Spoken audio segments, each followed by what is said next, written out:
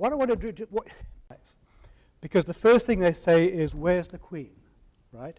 And you point her out, and they're quite convinced she's born with a little white dot on her back, and they stare at her with some kind of reverence. And watching that at the York Show brought to mind another passion of mine, which is some of the old Gothic cathedrals of Europe. There were about 200 built originally, about 80 stand today. And the same kind of reverence arises in me when I get to visit some of these wonderful places scattered throughout the old world. So what I want to try and do tonight, and I think this is something new, is to see if there are comparisons we can draw between a beehive and those old sources of great spiritual strength. And see if there's some kind, because a lot of us say, why do we keep bees? Why am I fascinated by beekeeping? Is it just the honey? Is it just pollination? Or once you get into the hive, does something else start to happen?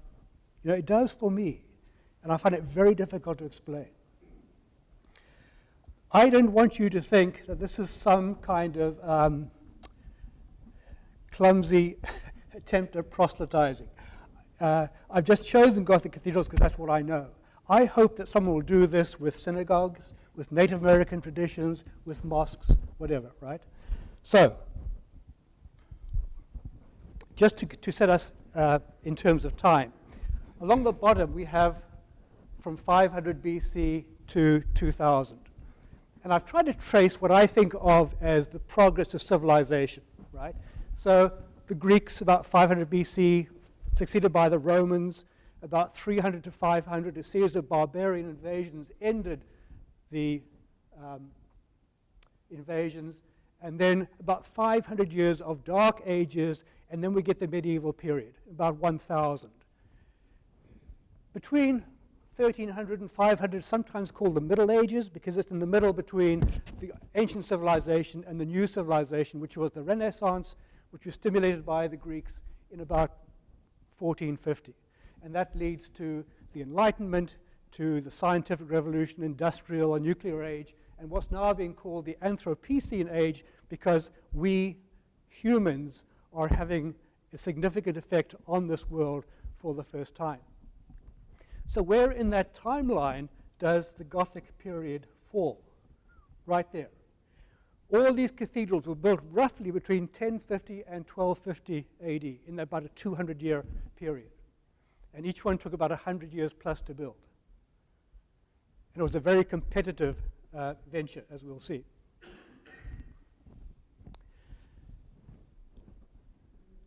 The people of the Middle Ages, the medieval people, were people of the land, essentially, and also people of the heart.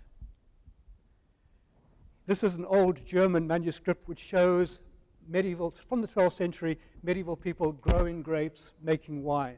They lived on the land. About 93% of the population was rural, was poor, was of peasant status, uneducated, and lived very close to the land.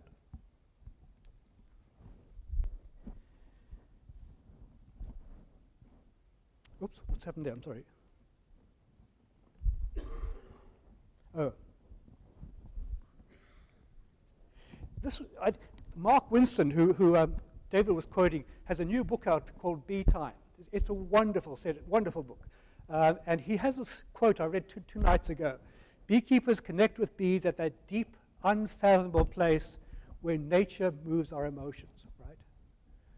And my feeling is that for medieval people, their compulsory 10-hour attendance at Mass on Sunday was the same. Don't forget there was only one Christian church at the time, the Catholic Church. This is before the Eastern Orthodox Church had broken away. It's before the Reformation. So there's just one unified Catholic church in Europe. And the medieval mind was very comfortable with symbolism. They were very symbolic in their thinking. And the cathedral was a symbol of a spiritual universe that cannot be seen. And so everything was in harmony, everything tells a story, everything feeds back to the center of their life, which was their belief in the divine and the eternal life. I think with honeybees too, everything is in harmony, if it's going well, everything tells a story. Bees too are manifestations of a spiritual universe which we cannot always see, but which we can experience. What changed our lives dramatically was René Descartes when in the 17th century he said, "Cognito ergo sum," I think, therefore I am. And so we moved away from the heart and up into the head. And that led to the Enlightenment and the scientific revolution and our view of the world as very mechanistic. We're in control. We control nature rather than work with nature. We are really children of the Enlightenment. Our whole world is explained by the Enlightenment. The science, the music, French Revolution, Russian Revolution, our philosophy, all began in the 18th century. The final and great product was, of course, the American Revolution, Declaration of Independence, Constitution, the ultimate expression of the Enlightenment. And we have lost today some of that heart. Some of our modern church buildings are largely empty spaces, devoid of imagery and devoid of color. And this was partly deliberate, because you probably know that Martin Luther in the 16th century rebelled against the ostentatious, expensive Catholic Church, and he wanted a very simple, down-to-earth religious experience. And sometimes we've gone, to the extreme. Why is it called Gothic? Right. That's on the left you have the Gothic Cathedral of Cologne in Germany, and on the right is St. Peter's in Rome, which is Renaissance. Right. The Renaissance building is very down to earth. The lines are horizontal, and it pays homage to the Greeks. You can see the Greek columns. You can see the little Greek temple in the front. Right. They looked at what their predecessors had built 100 years earlier and said, that is barbaric. Because the Goths are all about height and verticality and reaching up to God. And they said that's barbaric. And the barbarians, of course, were the Goths. The Goths who destroyed their empire 500 years earlier, they said, these buildings, we think they're magnificent. They were scorned by their contemporaries. Just out of interest, Seinfeld, yada, yada, yada, right? When the Romans came across barbaric tribes on the fringes of their empire who didn't speak Latin, the Romans interpreted their languages, ba, ba, ba, ba, ba, and so they became barbarians, right? The Latin for barbarian is barbados, which turned into French, turned into English as barbarians. So it's called Gothic. It was actually a term of scorn or debasement. What's hard to explain is the size of these buildings. The Great Pyramid of Cheops can fit inside the nave of the largest of these cathedrals. And so could the Statue of Liberty. Some of the largest cathedrals have more than 1 million pounds of stone, which is more stone than the Empire State Building in their construction. So they are really significant in size, and again, deliberate, right? We're going to overwhelm the people with the power and the majesty of the Catholic Church.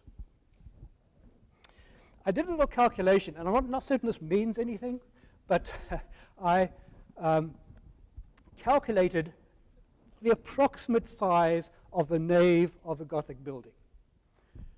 They're all different sizes. I took the averages, and I found that about 140,000 people could fit into the nave of a Gothic church.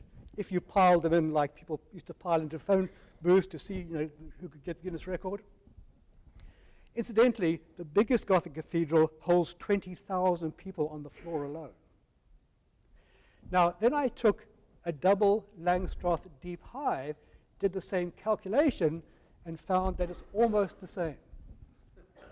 Now, I think it's just a coincidence, right? But it does suggest that when a bee approaches one of our Langstroth hives, it appears to her as immense as a Gothic cathedral does to us. Otherwise, I think it's accidental.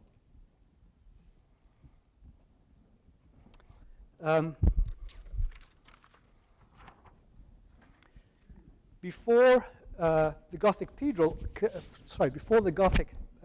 period, all churches were named after saints. But during the Gothic period, almost all Gothic churches were named after Mary. Notre Dame, Our Lady, right? This is Notre Dame in Paris on the Ile de Cité in the middle of the city. And Mary is invariably represented prominently in most of the cathedrals. And of course, we have our Notre Dame as well, right? The light, the source, the center of the colony. And like a beehive, the cathedrals were seen as the body of Mary, or the environment of the Queen. They were places of safety, they were places of birth, they were evocative of the womb. Inside the cathedral and inside a beehive, certainly I feel a sense of peacefulness, a sense of serenity, and a sense, I think, of something spiritual. Now, there was nothing easy about medieval life. And the cathedrals are full of depictions of pain. The massacre of the innocents, the flight into Egypt, the crucifixion. But the peace that the medieval people sought was a non-worldly peace. They wanted that serenity beyond pain that comes from an acceptance of an all-loving, all-forgiving God. There's nothing easy either, right, about the life of a bee. And you might remember this slide. This is actually Buckfast Abbey in England. This is the foundation of the original abbey, built in 1081, and built into the foundations was holes for skips. Holes for skips, because skips are made of straw, have to be kept dry. So even when they were building these old religious centers, the bees were an integral part from the foundation, from the basis up. And the monks were great beekeepers, right? They used honey, they used propolis, they used beeswax. But there was something more than that, because at this stage, they thought that what we call the queen was actually a male, a king. So they had no idea where baby bees came from. There are biblical stories about emerging from the body of an ox, as in Samson, for example. But there was something associated with the virgin birth, with bees. Suddenly they appeared from nowhere. And often we'll see a honeybee in old medieval manuscripts or paintings representing the Holy Spirit. And so although the monks were using the products of the bee, I think the bee represented something much greater. It was almost a manifestation of Mary herself, because they could not understand where the baby bees suddenly came from. All the mating happens way up there, as you know, and they did not see it or experience it.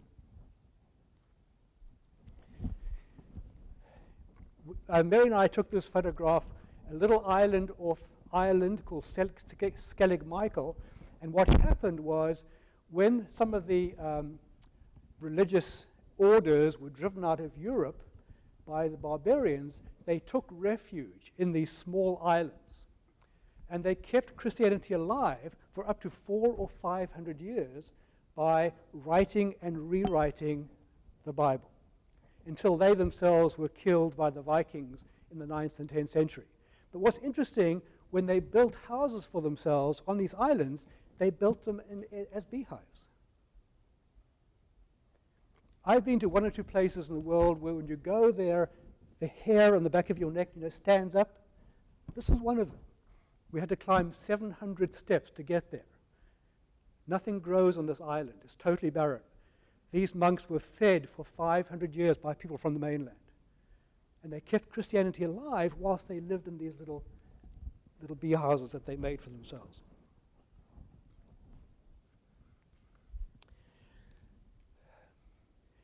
All Gothic cathedrals are built as a cross. So you have the nave going down normally east-west, and you have the transept going across. And it's interesting that the head of the cross always faces towards the Middle East, towards Jerusalem, towards Bethlehem, towards Nazareth. They all focus in that direction. And this is the Munster at York in England. What this means is that when pilgrims came into the cathedral, either on their way as a pilgrimage or on a Sunday, and as they visited the shrines around the walls of the cathedral, they made the way of the cross. To a Christian pilgrim, confrontation with the terrible death of Jesus Christ is inescapable. Muhammad died elderly. He was honored, surrounded by his friends. The Buddha died peacefully at the end of a very long and eventful life.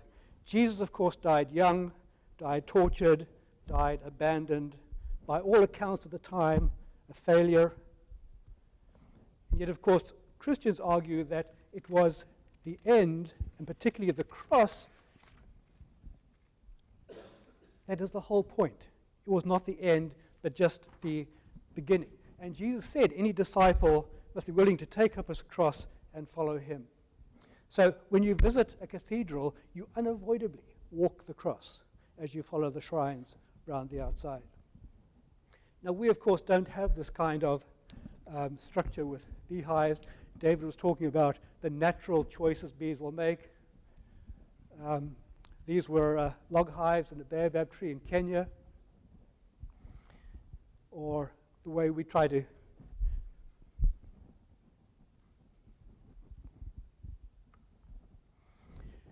the central section of a Gothic cathedral is called the nave. Nave is Latin, meaning boat. Because in this dangerous environment that was life for most of these people, surrounded by warfare and by disease and by starvation and by famine and by death, they were in danger of being swamped. Like the disciples on the Sea of Galilee, they were in danger of getting drowned. And so the church was a place of safety for them, a place of peace in the worst of storms. And again, I'm talking metaphorically. So when the pilgrims entered the hull of a ship, they meant to feel safe. They meant to feel a sense of relief, security as waves crashed against the vessel. And this is Notre Dame in Paris. It's in the Ile-de-Cité in the Seine River. It's almost like a boat on the island. And the flying buttresses are like oars. And all this was very deliberate. Come here, we will calm the waters, and you will be safe here.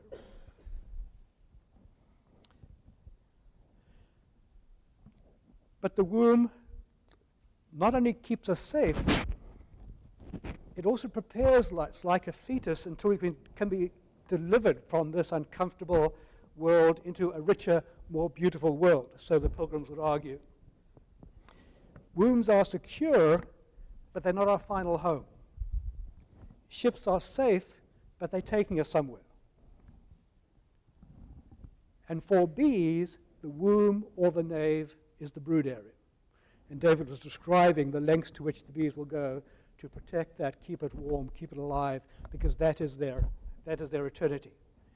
For bees, too, life is a dangerous journey. More so today, of course, than ever before. The brood area is a place of safety, it's a place of peace. The hives are safe, but the bees choose to leave them, just as we have to leave the cathedral. The bees swarm, they venture into the unknown so that their genes can survive. And incidentally, our current environment is so hostile that if we do not capture swarms, about 1 in 6 will survive to see that winter through. There's about 70-80% failure rate of swarms right now.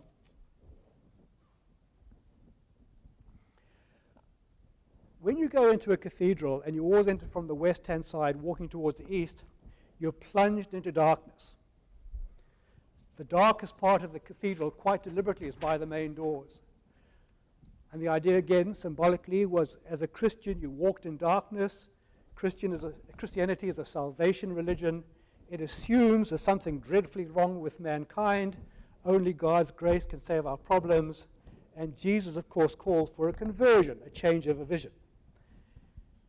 And in Christian terms, God is light.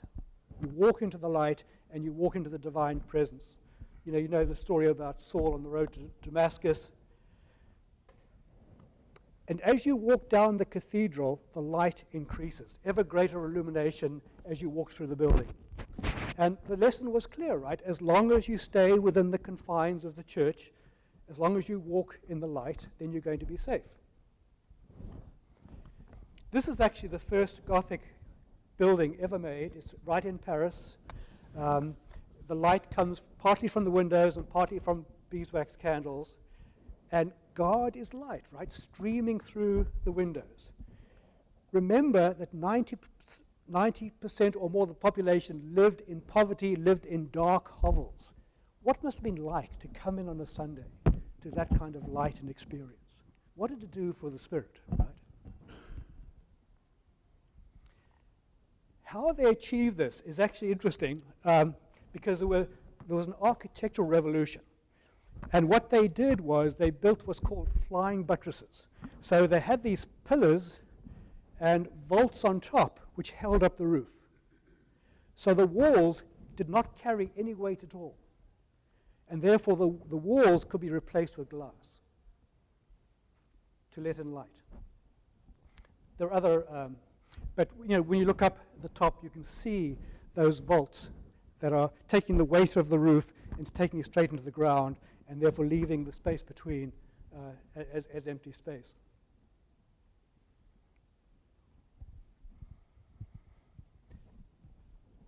What that meant, too, was that the weight was being pushed outwards, so as a counterweight, they built these buttresses to hold the walls up and keep them vertical. And you can see the ones on the right there.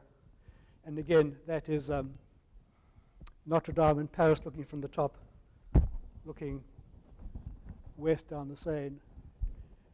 Bees also have buttressed their hives, right, using propolis. Also support, make them secure, keep them upright, keep them safe and tight. But bees, of course, don't live in light. Bees live in the darkness. They leave the dark to come into the light, and they go back into the dark for security. We forget, when we look at a picture of a waggle dance, the bees can't see that. It's all done by feel, by the antennae. They can't see in there at all. So they live in, by comparison, they live in darkness.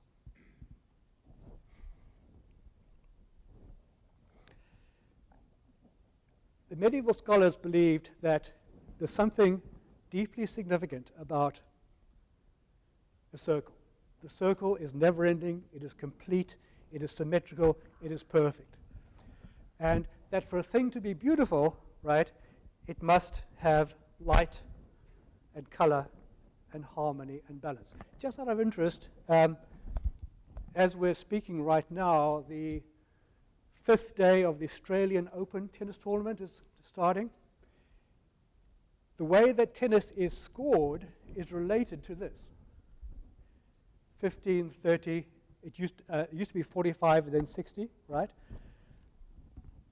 So you had to play 6 sets to win.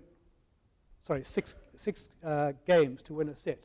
So you had to get 60 points 6 times, so you got 360 points, which was perfection. That's why we have this curious scoring system, 15 love, 30 love.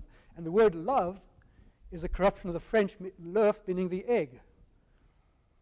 So next time you're playing tennis, you want to score a few points, say 50 in the egg, and while your partner's working that out, you can serve an ace. So at the east end and the west end of these cathedrals are these huge, often 50, 55 foot across, rose windows. And each one is structured the same way. There's Christ at the center, the saints and stories from the scriptures going from the outside, and all connected by spokes. And this was the way, incidentally, the church taught. There were no books, but when the priest was giving his sermon in the Mass, he'd be pointing to the windows to illustrate the stories, the biblical stories, for the illiterate to understand. So this is the picture of a well-ordered Christian soul, as a medieval would see it. God is in the center, the soul is in harmony with all that's around it. There is peace, there is order, and there is beauty. Now, I think I see a similarity between that and Combe, because Combe, too, is phenomenally, structurally, there is this hexagonal structure which is very light, yet phenomenally strong. And life happens within that beauty and that structure.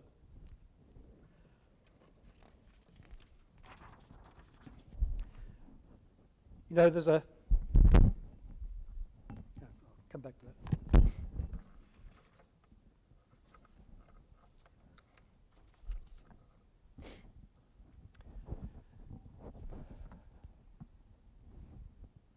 There are three different worlds inside a Gothic cathedral.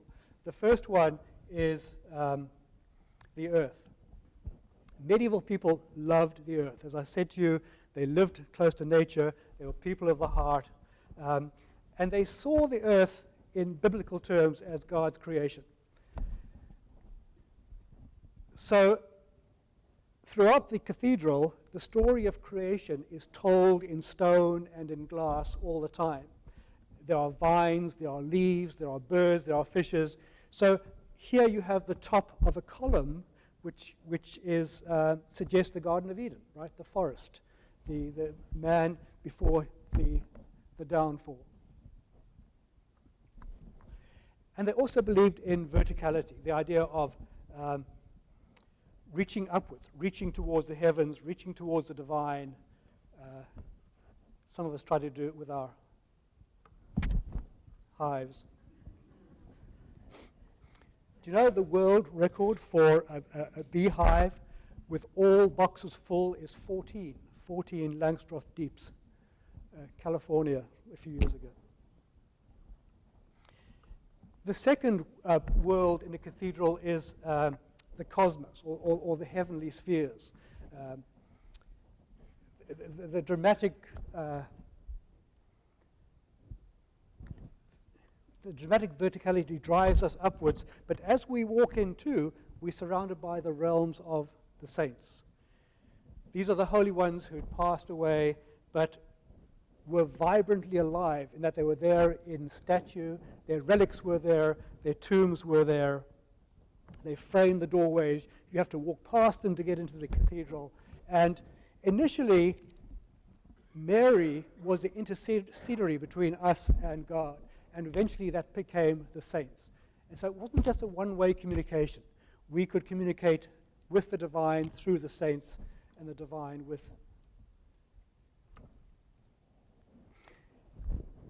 So the spirits of the angels and the saints are present.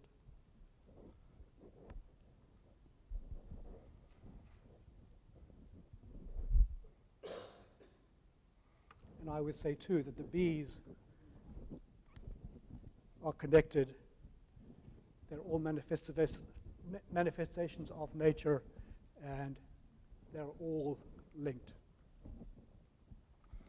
Now, David was talking about a superorganism, and for me, Jürgen Tautz has written the best book on bees as a superorganism.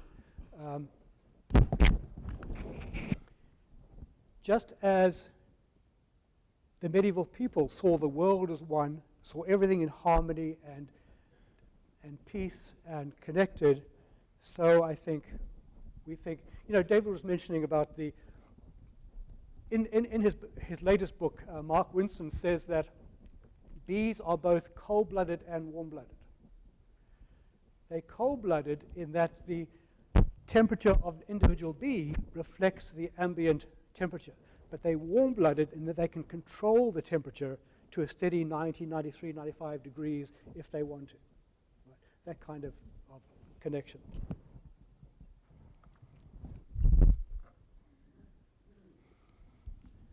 So what happens if we think of bees as a green cathedral? As our green cathedrals. It was not all perfect. There was a lot of abuse by the Catholic Church, a lot of financial corruption. You know the stories. I was given last year this book, which is actually the story of Romeo and Juliet as told by the nurse. And it's set in Verona in the 12th century. It's actually a quite brilliant, it's historically accurate, well-researched. It's a quite brilliant description of what it was like to live under the power of the church in Italy at that time for a variety of classes. It really opened my eyes, and it's a good read. It also turns out that the nurse's husband is a beekeeper, so bees star in the book as well. And I think we abuse bees too. I think sometimes, the way that I'm often a little horrified by the way I see larger organizations who are under pressure of time and that kind of scenario. Beautifully summed up by a French publication.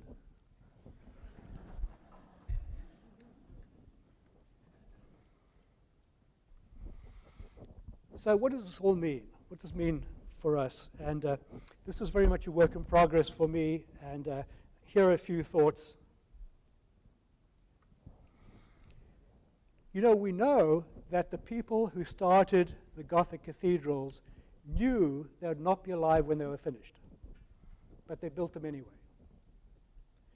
We know that a bee in her lifetime will not see the full cycle of a colony, but she does what she has to do anyway. The Chinese people have a proverb, when's the best time to plant a tree? 20 years ago. When's the best time to plant a tree? Right now. Right? So let's do it anyway.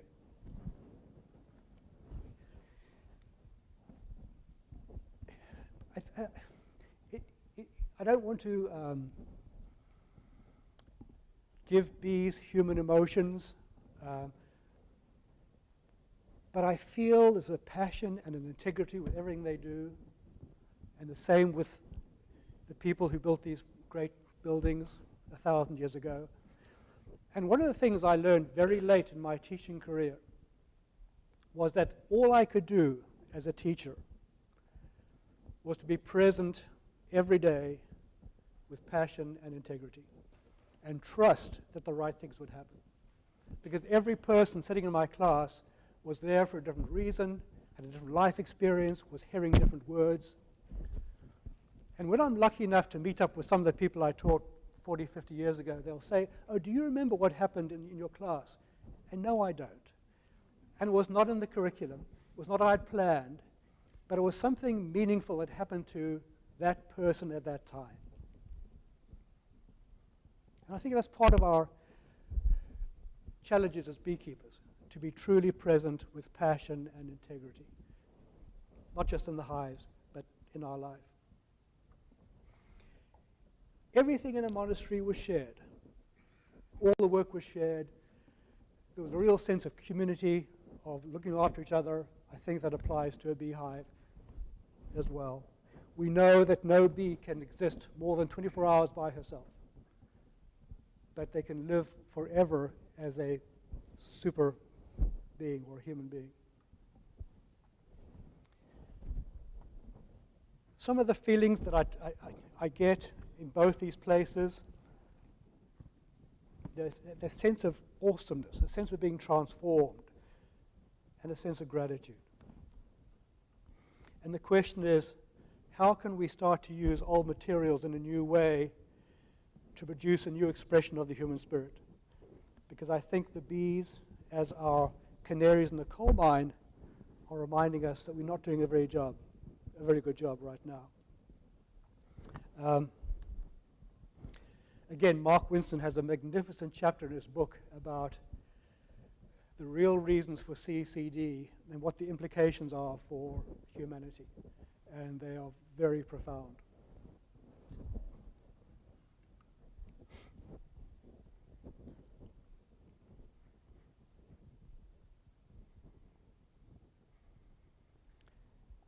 So I think that rather than saying cogito ergo sum, we should join Bishop Desmond Tutu, who says Ubuntu. That means I am because you are. A bee only exists in community. For me, you are a very important community for me, as is my family, as is the beekeeping world.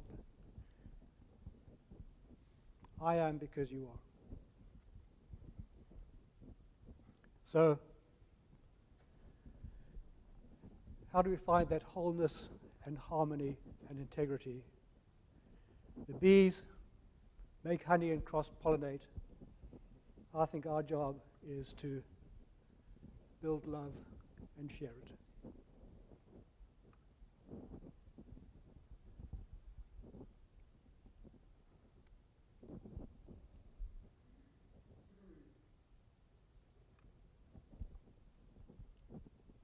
Thank you.